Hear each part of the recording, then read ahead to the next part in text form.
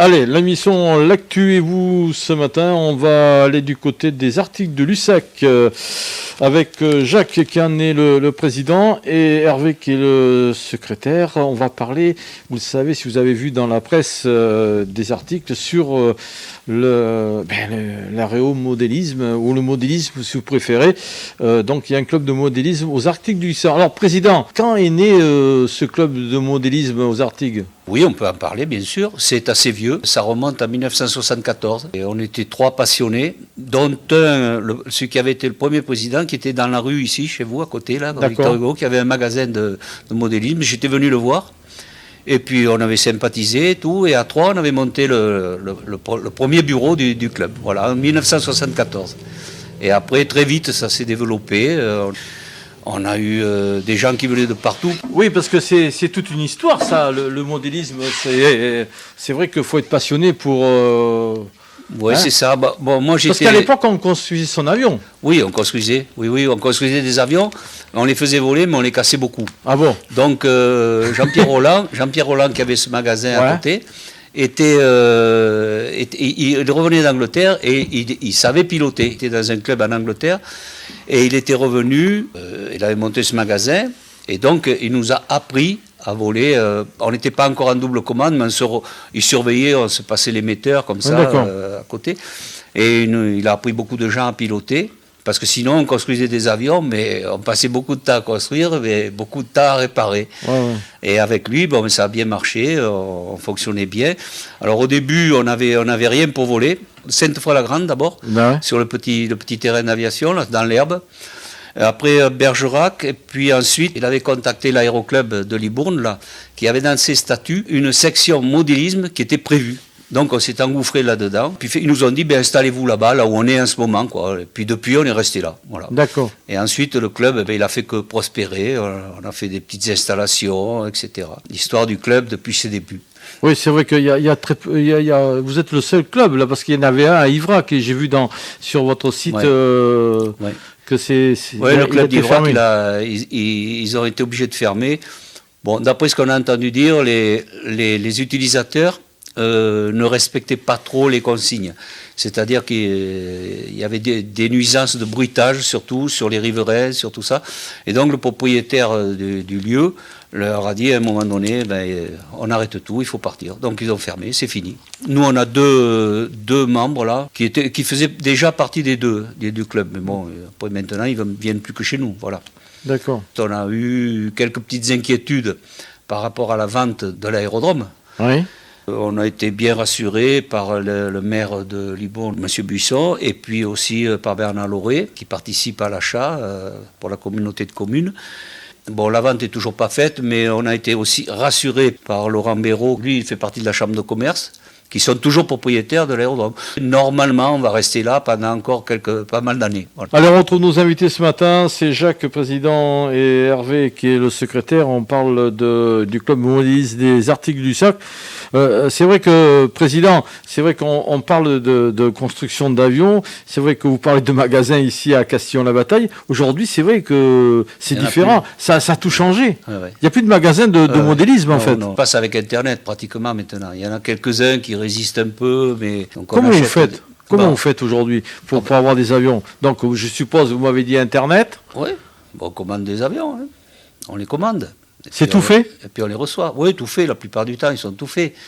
Ils sont déjà entoilés, mais il y a des avions en structure, qui sont en balsa traditionnel et tout, mais qui arrivent tout faits. Ils sont tout entoilés, jolis, bien décorés, etc. Donc le travail de construction, il est très très limité. On ne fait pratiquement plus. Après, ce qu'on fait, c'est des petits aménagements sur les avions. Chacun le personnalise, mais le gros travail de structure de l'avion, il arrive tout fait. Avec le moteur? Non, le moteur c'est à part. Alors on peut mettre des moteurs électriques, des moteurs thermiques. Ouais. Voilà. Après il faut installer tout l'équipement radio. Oui, pour le piloter. En réception, voilà, avec les cerveaux de commande pour les différentes gouvernes, parce que ça fonctionne exactement comme un vrai avion. Un avion grandeur, oui. D'accord. Voilà. Et donc il faut installer tout ça. L'avion il arrive vide. On installe le moteur, la radio. Il faut apprendre à voler. Donc nous, on est là aussi pour ça, pour apprendre les novices. on les prend en charge, mais maintenant, nous, on a des avions au club, des avions écoles, Oui. et qui fonctionnent en double commande. C'est-à-dire qu'on a 2 émetteurs. Donc le moniteur, il a un petit bouton sur son pupitre.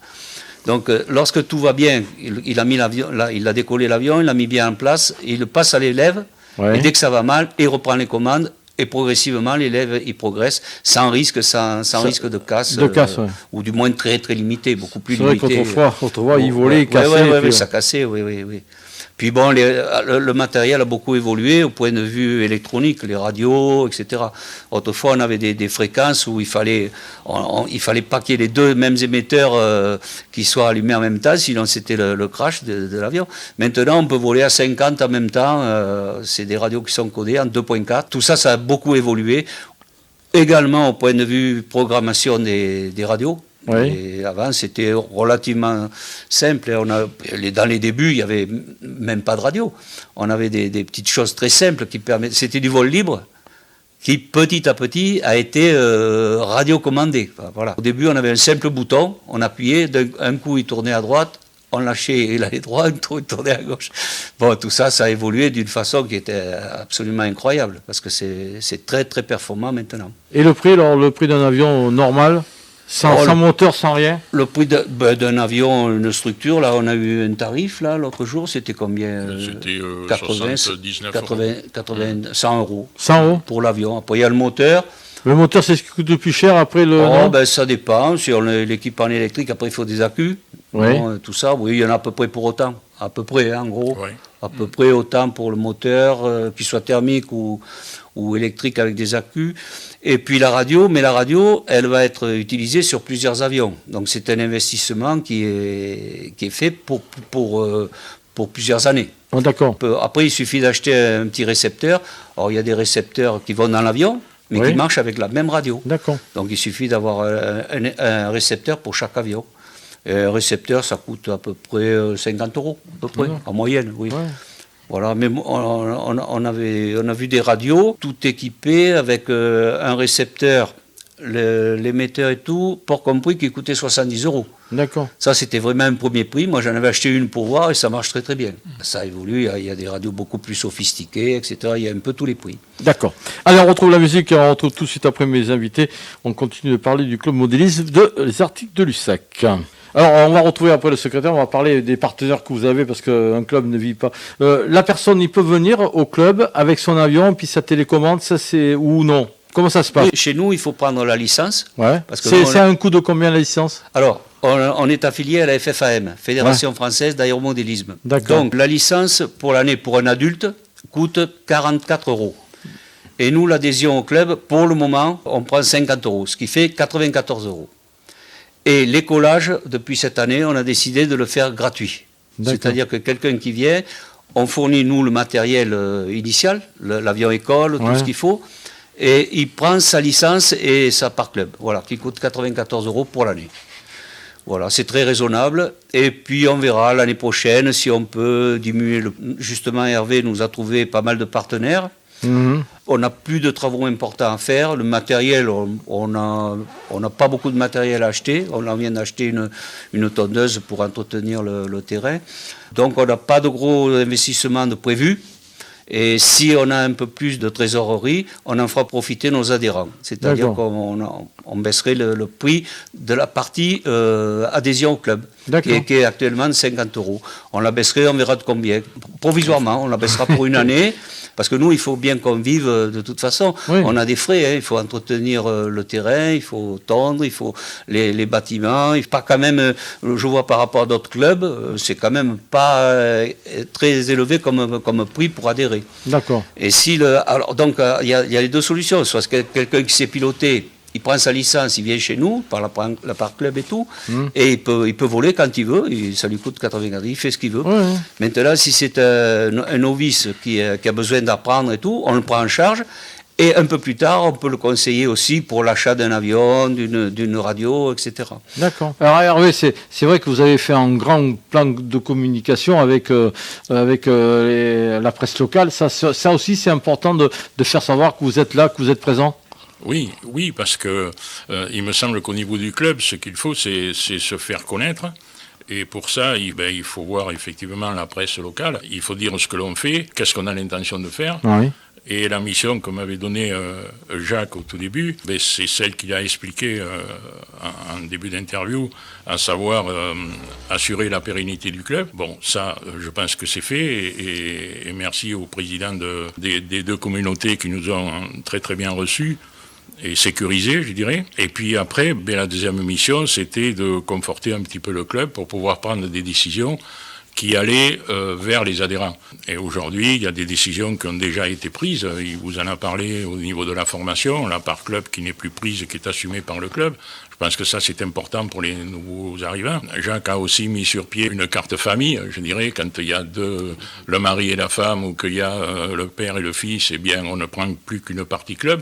C'est important, c'est 50 € de plus que le club. Bon, tout ça va dans le bon sens, mais tout ça, c'est parce qu'on est supporté par des partenaires que j'ai contactés et qui m'ont reçu. Il y a les maisons églantines, il y a Point P à Libourne, il y a Square Habitat, la filiale du Crédit Agricole, il y a Tandélègue, la société Tandélègue, il y a les vignobles forts à Saint-Sulpice, de Falérès, il y a les piscines en cas, il y a les maisons feuillettes, il y a Veina, les transports Veina depuis ce matin.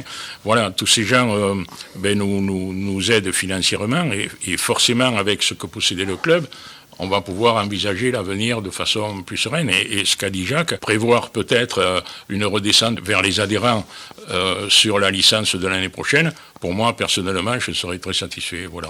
Et la tranche d'âge des personnes, c'est déjà les tranches d'âge de gens qui viennent, c'est des jeunes, des moins jeunes, comment c'est Tous Jacques? les âges. Tous les âges? Il n'y a pas d'âge. C'est un loisir en fait ça. Voilà. Hein, c'est un Jacques? loisir. Oui, c'est un loisir, mais un sport également. Ouais. On est considéré comme un sport. On fait partie de la Oui, FFAM, mais donc, vous ne faites pas de compétition. On a un nouveau là qui vient de s'inscrire, qui vient de Valenciennes, qui est muté dans la région. Ouais. Qui fait de la compétition de voltige, oui. D'accord. Oui. Mais nous, tel qu'on est actuellement, on n'a pas. Nous, c'est que du loisir. Voilà, on fait. On se réunit, on fait voler nos avions, on casse la croûte, voilà, tout va bien. C'est comme ça qu'il faut faire. Allez, on retrouve la musique et puis on va parler un petit peu de l'avenir. On va parler de cette année 2022. Qu'est-ce que vous allez peut-être nous proposer des manifestations ou des rendez-vous, des opérations peut-être portes ouvertes pour faire encore découvrir en plus le club à tous ces habitants qui habitent soit à la Cali ou soit du côté du Grand Saint-Émilionnais. Oui, on a toujours fait pas mal de choses, mais là, depuis pratiquement 2 ans, on a été un peu bloqué par cette pandémie qui nous empêchait de prévoir quoi que ce soit. Là, ça a l'air de se calmer, donc on prévoit de nouvelles manifestations. Notamment, Hervé pense réunir tous nos partenaires, tous nos adhérents, et de faire un repas champêtre. Ouais, pour les remercier. Voilà, pour les remercier, puis faire quelque chose de convivial. Manifestation un peu importante, on a un projet qui est pour le mois de septembre, ça serait je crois vers autour du 25 septembre.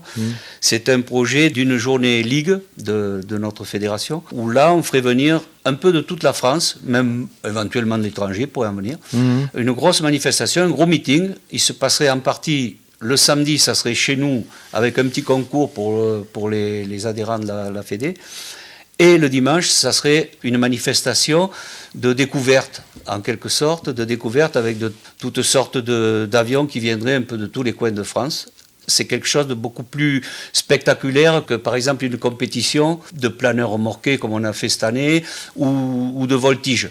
D'accord. Voilà, ça c'est quelque chose qui est assez spectaculaire. Il y a de beaux avions, il y a de bons pilotes, etc. Voilà. Donc ça, on prévoit, on voudrait faire ça.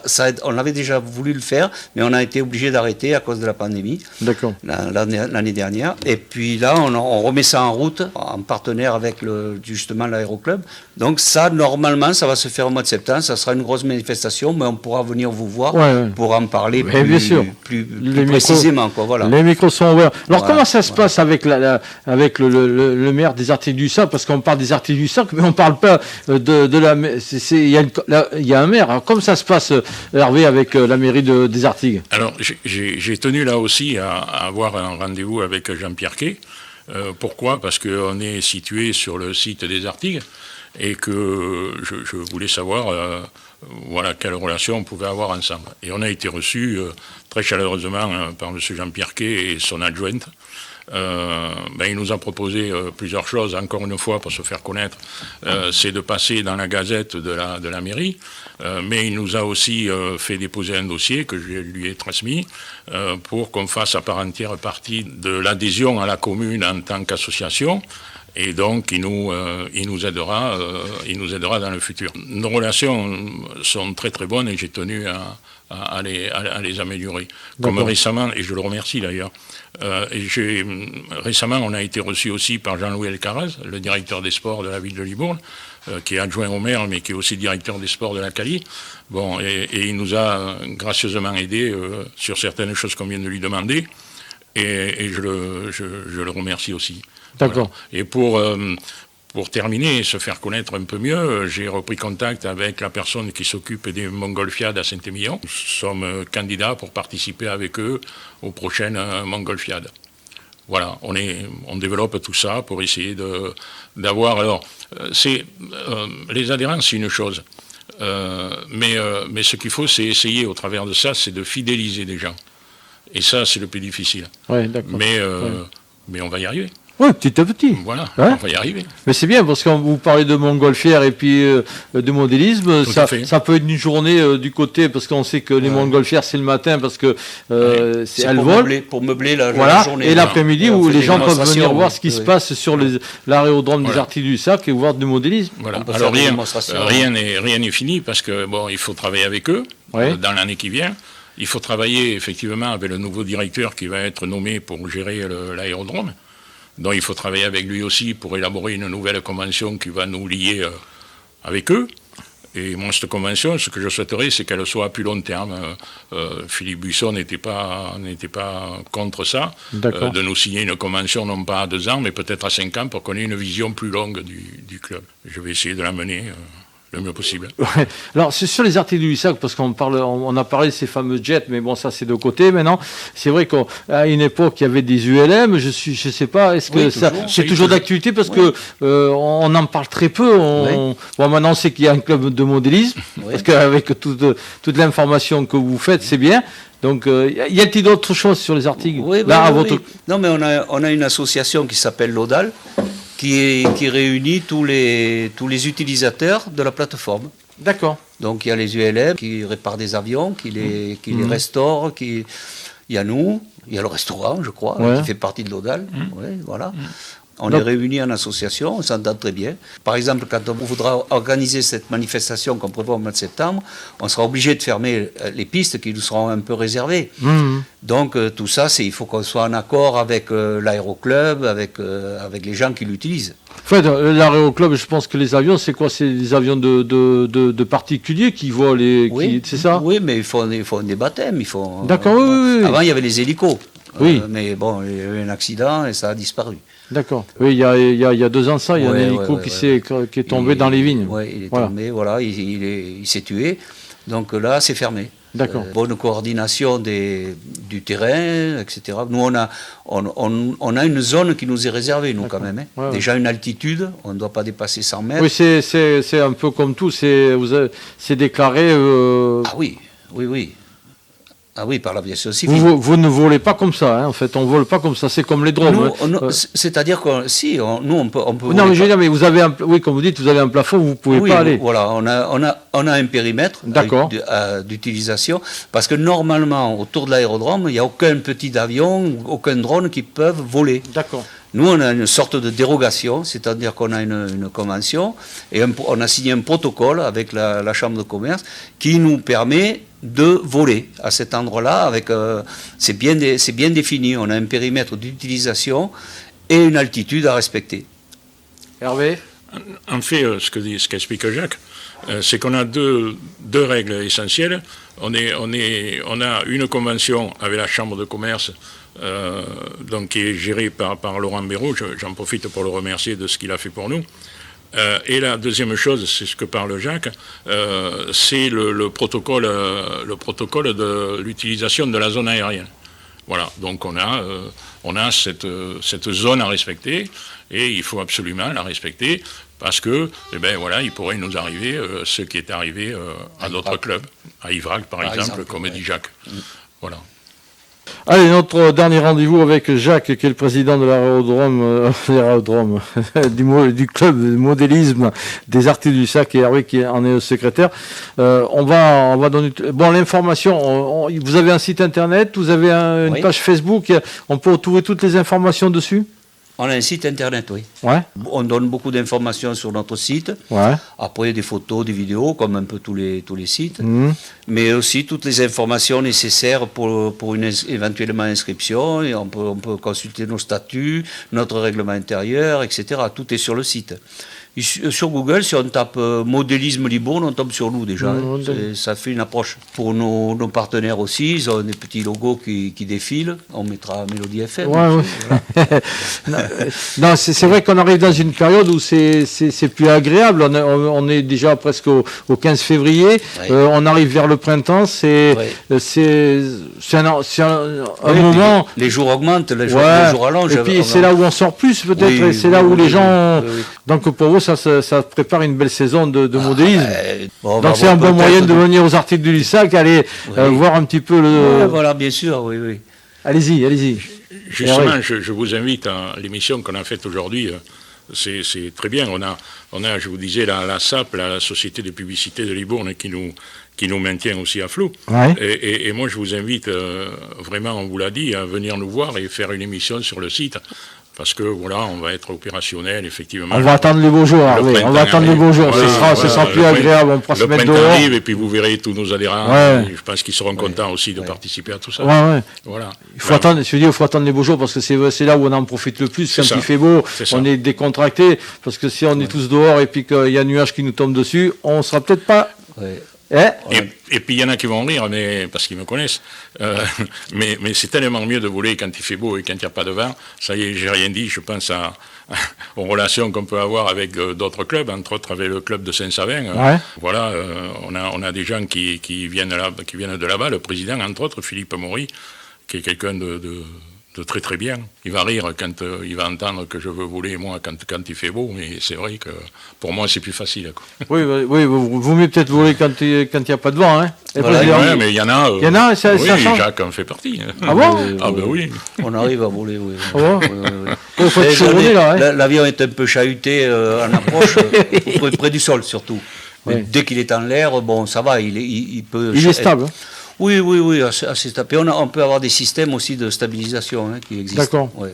Des gyroscopes, même avec des avions légers. Oui. Et s'il y a du vent, ça marche pas mal. Et puis, il faut dire aussi que si vous voulez venir, on peut vous faire participer, vous faire un vol d'initiation. Comme ça, sans avoir rien pris pour essayer. Voilà. D'accord. Le club, votre club, il est ouvert toute la semaine. Comment ça se passe? Oui, on peut voler tout le temps. C'est libre. Pour nos adhérents, c'est libre. Maintenant, si on a des nouveaux, peut-être prendre rendez-vous avec nous. D'accord. Mais sur notre site, justement, il y a toutes les coordonnées, téléphone, email. On peut nous joindre pour prendre un rendez-vous, par exemple, si quelqu'un est intéressé. Ça nous arrive souvent. Pour essayer, par exemple. Donc on leur fait faire un vol avec un moniteur. Si ça leur plaît, après, ils continuent. On a eu récemment des contacts suite aux visites qu'on a pu avoir en allant voir M. Philippe Buisson.